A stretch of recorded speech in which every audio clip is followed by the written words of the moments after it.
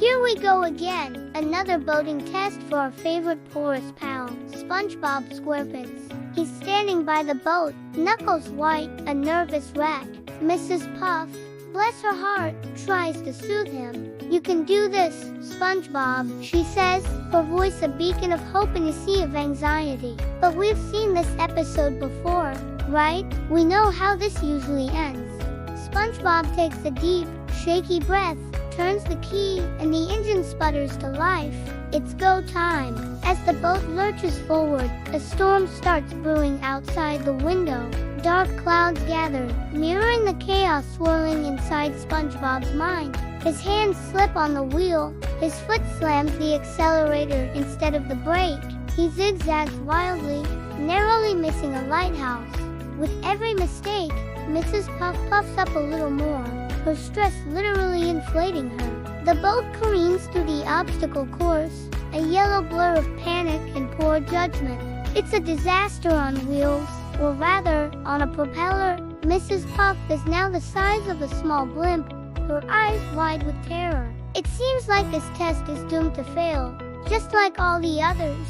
The storm outside is now a full-blown tempest. Rain lashes against the windows, thunder cracks, and the boat spins out of control.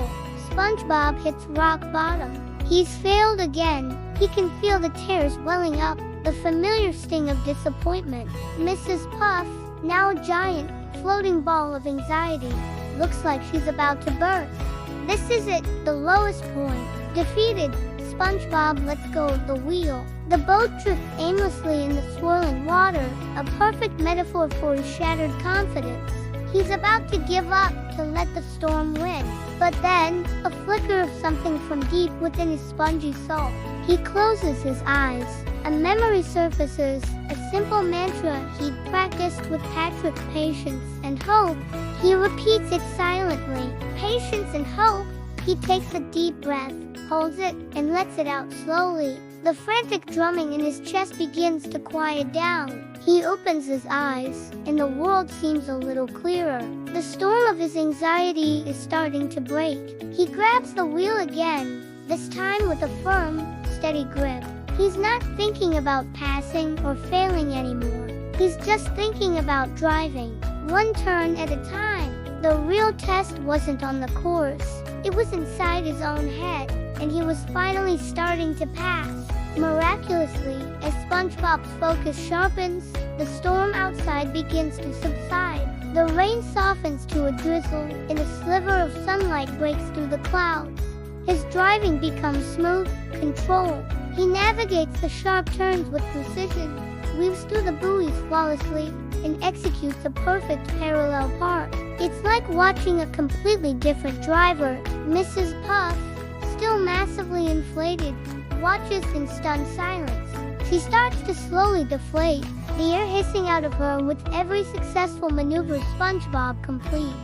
The tension in the boat dissipates, replaced by a quiet hum of concentration. The yellow boat glides through the final gate of the course, coming to a gentle stop right in the designated parking spot. Silence. Then, Mrs. Puff, now back to her normal, non-puffy self, lets out a long, relieved sigh. She looks at SpongeBob, not with frustration or fear, but with genuine pride. A small smile touches her lips. You did it, SpongeBob," she whispers, almost in disbelief. She pulls out her clipboard, and with a flourish, she checks the final box. "You passed." SpongeBob's eyes go wide. He looks at the paper, then back at Mrs. Puff, then at the shiny new driver's license in her hand. He finally did it. After all this time, all the crashes, all the failures, he finally earned it. The sun shines brightly now, illuminating a very happy Sponge, and a very, very relieved pufferfish. Thanks for watching, everyone. Don't forget to like and subscribe for more stories from Bikini Bottom. See you next time.